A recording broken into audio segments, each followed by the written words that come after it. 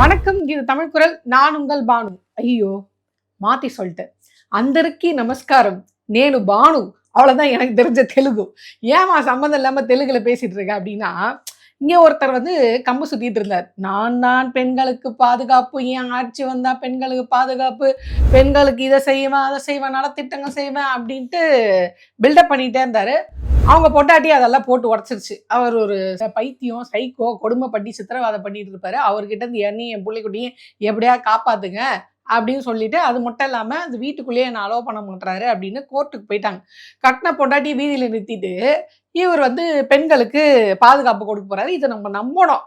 நம்மளனா அணில்கள் வந்து நம்மளை கடிச்சு கொதறி வச்சிருவாங்க.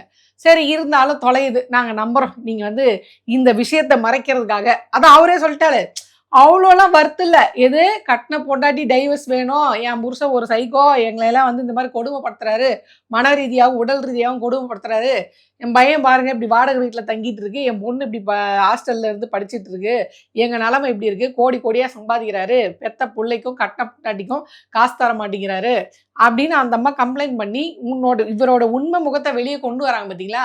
இது எனக்கு ஒரு பெரிய விஷயமே கிடையாது. அதை நான் ஹேண்டில் பண்ணிக்கிறேன். ஏன்னா நான் என்ன பண்ணாலும் நீங்க சப்போர்ட் பண்றதுக்கு நீங்க இருக்கிறீங்களே. அவர் வந்து திரிஷா கூட வந்து ஒன்னா இறங்கினாலும் அதை சப்போர்ட் பண்ணுவீங்க, 41 பேர் செத்து போனாலும் அதுக்கும் முட்டு கொடுப்பீங்க. இப்போ கடைசியில இன்னொரு தகவலை கொஞ்சம் கொஞ்சமா கசி விட ஆரம்பிச்சிருக்காங்க. என்ன அப்படின்னா, விரைவில் என்டிஏ கூட்டணியில விஜய் போய் சேர போறாரு அப்படின்னு. இப்போ அதையே கொஞ்சம் கொஞ்சமா கடத்தி ஒரு கட்டத்தில் அவர் என்டிஏ கூட்டணியில போய் சேர்ந்தாலும் திமுக சக்தியை அழிப்பதற்காக, அந்த தீய சக்தியை அழிப்பதற்காக பாஜகவிலே போய் சேர்த்துட்டாரு எங்க அண்ணன் திமுகவை அழித்தொழிப்பதற்காக பாஜக கிட்ட போய் சேர்றது கூட தயங்க மாட்டாரு அப்படின்ற அளவுக்கு முட்டு கொடுப்பாங்க. அநியாயத்துக்கு தான் முட்டு கொடுக்குறாங்க. சரி, இதுக்கும் சந்திரபாபு நாயுடு அதாவது தெலுங்குல பேசுனதுக்கும் என்ன சம்பந்தம் அப்படின்னா, இந்த உமன்ஸ் டே கொண்டாட்டத்துல இவர் வந்து பல நலத்திட்டங்கள் அறிவிச்சிருக்காரு பார்த்தீங்களா. இந்த நலத்திட்டத்துல இவர் எங்க இருந்து சுட்ட வடை அப்படின்னு சொல்றார். அந்த வடையே வந்து இங்க இருந்து சுட்டுட்டு போன வடை தான். இவர் சொன்னார் பார்த்தீங்களா, விஜய் சொன்னார் பார்த்தீங்களா, அது எல்லாமே இங்க ஆல்ரெடி இருக்குது. அதை வந்து இவர் ஏதோ தான் வந்து புதுசா சொல்ற மாதிரி சொல்லிட்டு இருக்காரு. இருந்தாலும் அப்படியே ఆంధ్రాல இருந்து కాపీ చేసుకున్నారు. அது ஏமி காப்பி చేసుకున్నారు நம்ம చూసావా என்னன்னா, இவர் வந்து இங்க சொன்னார் பார்த்தீங்களா, மதிப்புமிகு மகளிர் திட்டம் 60 வயது வரை உள்ள அனைத்து குடும்ப தலைவிகளுக்கும் மாதம் 2500 ரூபாய் நிதி உதவி அப்படின்னு இவர் அறிவிச்சிருக்காருல்ல. நான் கேட்குறேன், கொஞ்ச நாளுக்கு முன்னாடி தான் உங்களோட மேடையில ஒரு பொண்ணு வந்து வேண்டாம் வேண்டாம், இலவசம் வேண்டாம், இலவச காசு வேண்டாம், ஓசி பஸ் வேண்டாம் அப்படின்னு உங்க கட்சிக்காரங்க தான் திட்டினாங்க. அருண்ராஜ் ஐஆர்எஸ் வந்து பேசினார், இந்த மாதிரி இலவசங்கள் கொடுத்துட்டு இப்படி பண்றீங்களே, இதெல்லாம் உங்களுக்கு தப்பா இல்லை? ஏன் நீங்களே என்ன சொன்னீங்க, இலவசத்தை வந்து ஏமாந்துடாதீங்க, உங்க ஓட்டை வித்துறாதீங்க, இப்போ நாங்கள் ஆட்சிக்கு வந்தால் நாங்கள் இலவசம் கொடுப்போம். அதாவது அடுத்தவங்களுக்கு வந்து எங்களுக்கு வந்தால் அது ரத்தம், அடுத்தவங்களுக்கு வந்து அது தக்காளி சட்னி அப்படின்ற மாதிரி இங்கே இருக்கிற ஆல்ரெடி ஸ்டாலின் அவர்கள் கொடுத்துட்டு இருந்த அந்த 1000 ரூபாவை ஏற்கனவே மகாராஷ்டிராவில் காப்பி அடித்து அவங்க 1500லேருந்து 500க்கு வந்து நிற்கிறாங்க. இதை எடப்பாடி அவர்கள் வந்து நான் 2000ன்னாரு. ஸோ ஸ்டாலின் அவர்களும் 2000 நான் தரேன்னு ஒத்துக்கிட்டார். இவர் ஒரு படி மேலே, எது பண்ணாலும் நான் அதிகமாக தானே பண்ணுவேன் அப்படின்ட்டு ஒரு படி மேலே போய் ஸ்டாலின் அவர்களை பார்த்து காப்பி அடிச்சு 2500 ரூபாய் நிதி உதவி அப்படின்ட்டு சொல்லியிருக்காரு. சரி, இதுவும் வந்து அங்கே இந்த ஏஜ் லிமிட் ஃபிக்ஸ் பண்ணுறாரு, இது புதுசாக இருக்கே. இவருங்க வந்து எல்லா பெண்களுக்குமே காசு அப்படின்னாங்க, ரேஷன் அட்டைதாரர்களுக்கு கொடுத்துட்டு இருக்காங்க.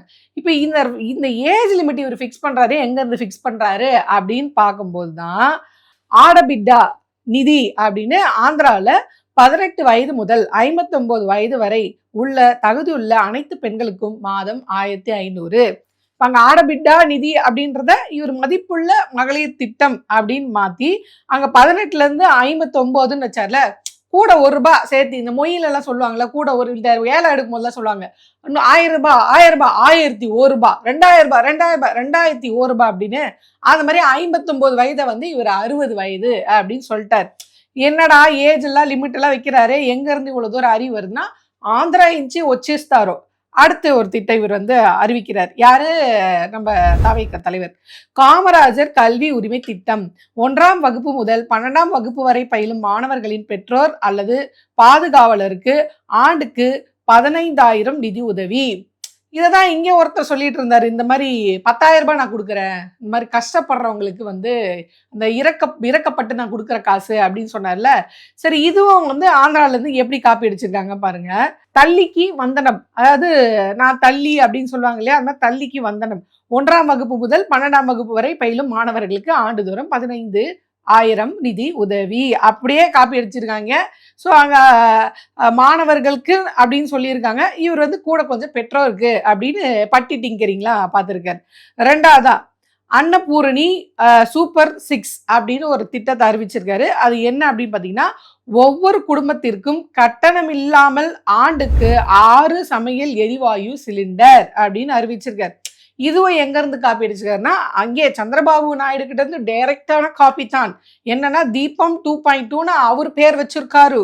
அவர் என்ன சொல்றாருன்னா, ஒவ்வொரு இல்லத்தரசிற்கும் கட்டணம் இல்லாமல் ஆண்டுக்கு 3 சமையல் எரிவாயு சிலிண்டர் இலவசம். அவர் வந்து 3ன்னு சொன்னா நம்ம டபுளா ஏற்றி 6ன்னு சொல்லுவோம். யாரும் கண்டுபிடிக்க மாட்டாங்க.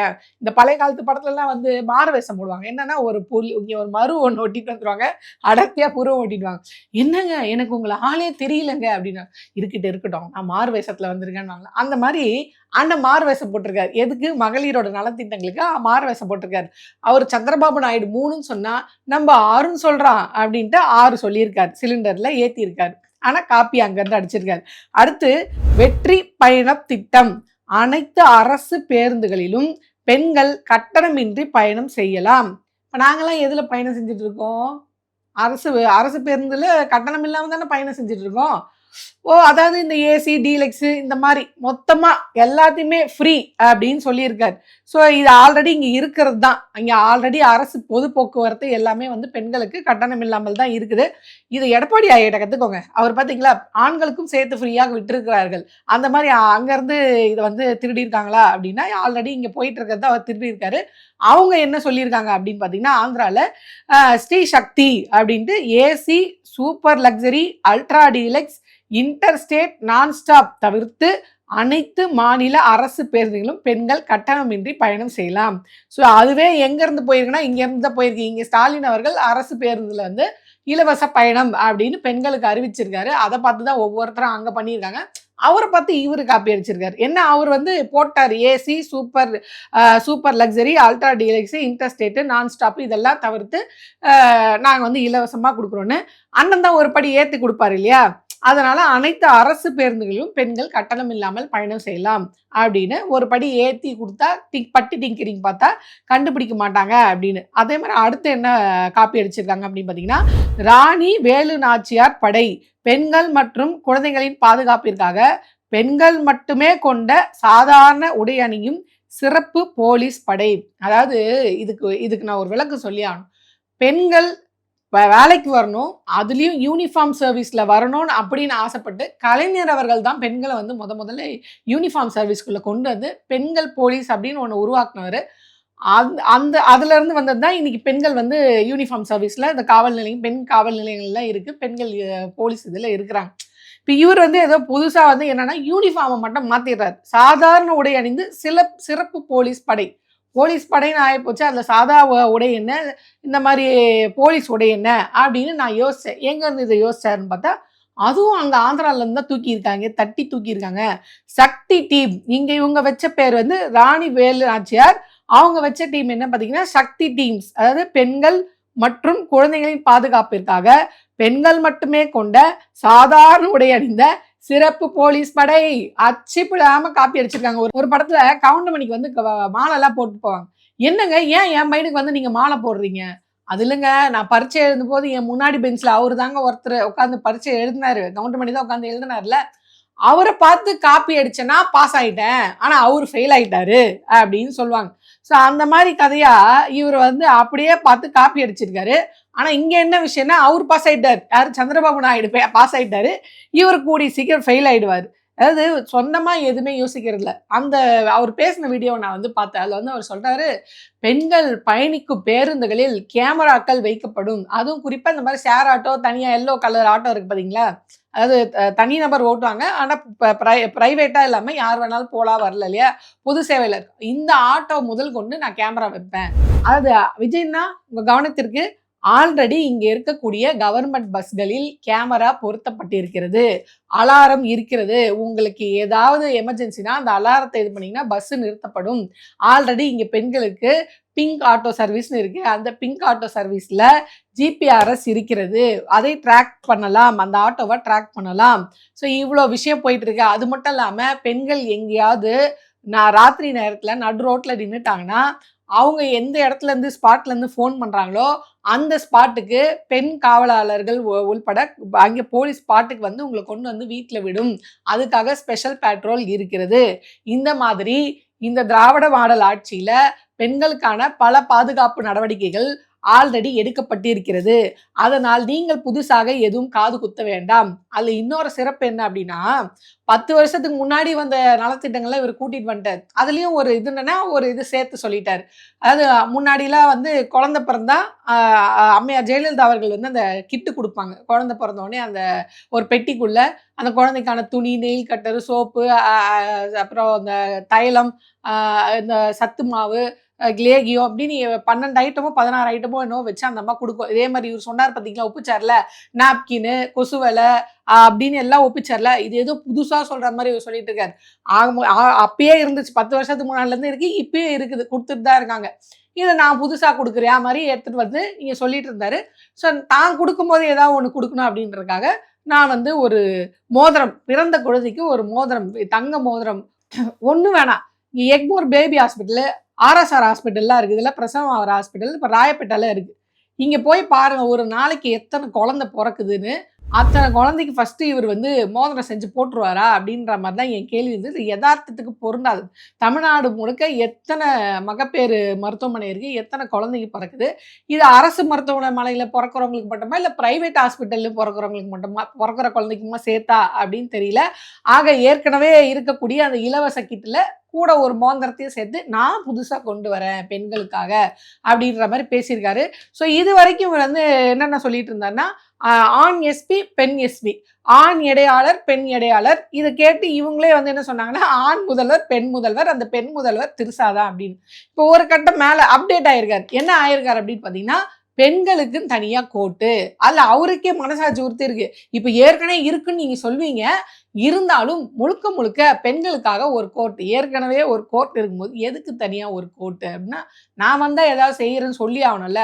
அதான் எல்லாமே இருக்கு, இருந்தாலும் நான் செய்யற மாதிரி அதை காமிச்சுக்கணும், அதனால சொல்லுவேன். அதுக்காக ஆந்திரால இருந்து என்ன ஒரிசால வரையும் காப்பி அடிக்கலாம். நீங்க காப்பி அடிச்சானா பிரயோஜனம் இல்லை. எல்லாமே இங்க இருந்து காப்பி அடிச்சு போயிட்டு இருக்காங்க.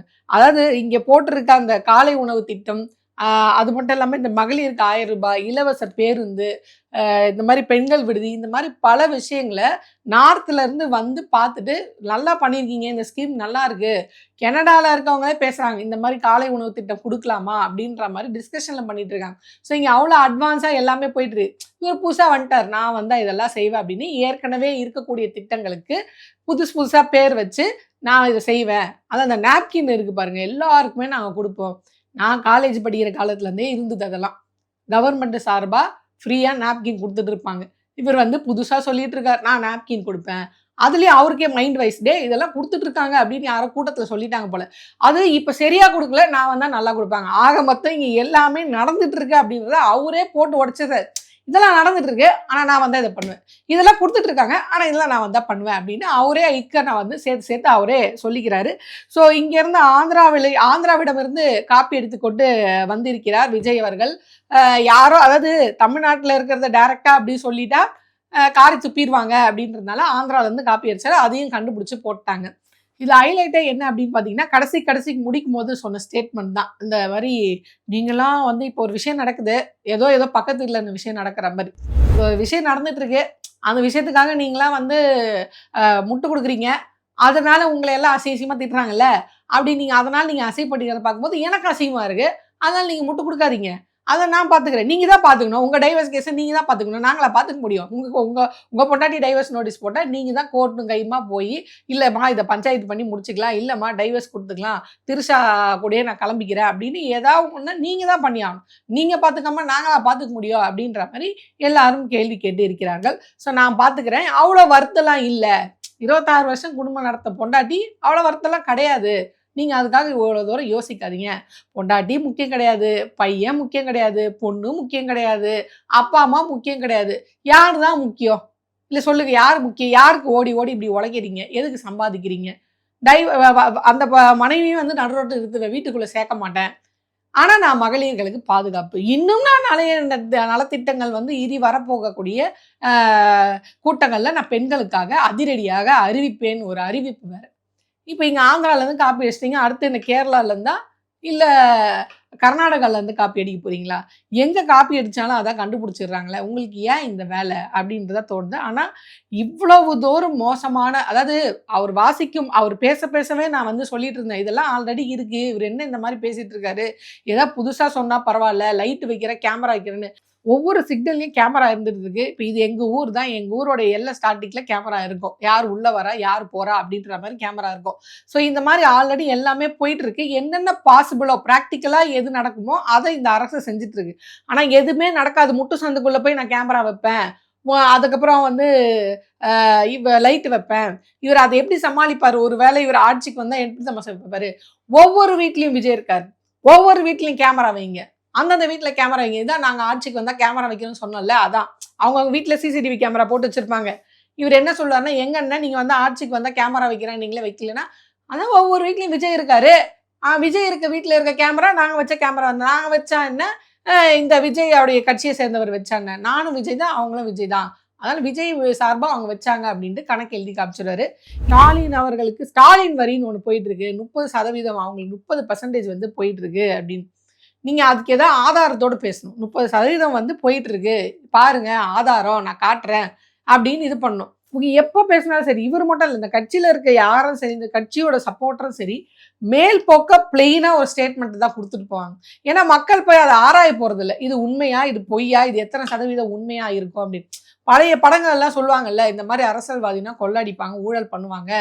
இந்த மாரி அவங்களுக்கு தனியா ஒரு பெர்சன்டேஜ் போகும் அப்படின்னு. அது மாரி ஊழலே நடக்கலையே அப்படின்னா, ஊழல் எல்லா இடத்துலயும் நடந்துட்டு தான் இருக்கு. ஆனா, மக்களுக்கான நலத்திட்டங்கள் செய்யற கட்சி எது? அப்படின்றது தான் நம்மளோட கேள்வியா இருக்கு. இப்ப பாஜக பண்ணாத ஊழலா? ஊழலும் பண்ணிட்டு அவங்க மக்களுக்கு ஏதாவது செய்றாங்கன்னா, அவங்க கட்டுன மேம்பாலம் வந்து அப்பயே அந்த மாசமே மழை பெஞ்சா இடிஞ்சு விழுந்துரும். அன்னைக்கு சொன்னாங்க கலைஞர் மேல இந்த மாரி மேம்பாலம் கட்டுனதுல வந்து ஊழல் பண்ணிட்டாங்கன்னு.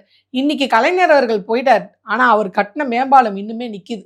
ஏங்க நீங்க சொன்ன அந்த ஊழல் குற்றச்சாட்ட நிரூபிக்க முடியுமா? நிரூபிக்க முடியாது. ஆக இந்த பிளெயின் ஸ்டேட்மெண்ட் அப்படின்றது ஆல்ரெடி ரொம்ப காலமா திமுக மீது பிளெயினா ஊழல் குற்றச்சாட்டு, ஊழல் குற்றச்சாட்டு. ஆனா எதுவுமே நிரூபணம் கிடையாது. ஆனா நிரூபணமான அம்மையார் அவர் வந்து A1 குற்றவாளி, சொத்து குவிப்பு வழக்கு குற்றவாளி நிரூபணமான அந்த அம்மையார பத்தி இவரு எதுவுமே பேச மாட்டாரு. கேட்டா அவங்க வந்து ஃபீல்டுல இல்லன்னுவாங்க. எனக்கு புரியல. ஃபீல்டுல தானே பாஜகவும், அதிமுகவும் கூட்டணி வச்சு ஃபீல்டுல உங்கள எதிர்த்து தானே நிக்கிறாங்க. அவங்கள எதிர்த்து எதுவுமே பேச மாட்டீங்களா? திமுகவ மட்டும் தான் அடிப்பீங்களா? நமக்கு தெரிந்தது அவ்வளோதானே, குடுக்கப்பட்ட டாஸ்க் அவ்வளோதானே. அதனால அப்படிதான் நான் வந்து இது பேசுவேன், பண்ணுவேன் அப்படின்ட்டு அவர் பேசியிருக்காரு. ஜோசியக்காரவங்கலாம் சொல்லுவாங்கல்ல, ஆக மொத்தம் இந்த வாரம் உங்களுக்கு வந்து மோசமான ராசி பலன் அப்படின்னுவாங்கல்ல. அது மாரி ஆக மொத்தம் இந்த வாட்டி இவர் வந்து இந்த விமென்ஸ் டே கொண்டாடினார் பார்த்தீங்களா? இதுல இவரு அறிவித்த அறிவிப்பு எல்லாமே ஆல்ரெடி தமிழ்நாட்டுல இருக்கக்கூடிய அறிவிப்புகள் தான். மிஞ்சி போன 1, 2ம் ஆந்திராவிலிருந்து அப்படியே ஈயடிச்சாங்காப்பி எடுத்துட்டு வந்து இங்க போட்டிருக்காங்க. மன்னிக்கவும். கூட ரூ. 1 ரூ. 2 சேர்த்து 1, 2 நம்பர் சேர்த்து பட்டி டிங்கரிங் பார்த்து தமிழ்நாட்டையும், ஆந்திராவையும் சேர்த்து ஒரு மிக்ஸ் பண்ணி ஒரு நலத்திட்டத்த அறிவிச்சிருக்காரு. சொந்தமான மூளை அப்படின்றது இல்ல, தாவேக்கால இல்ல அப்படின்றதுக்கு இதுவே ஒரு மிகப்பெரிய சாட்சி.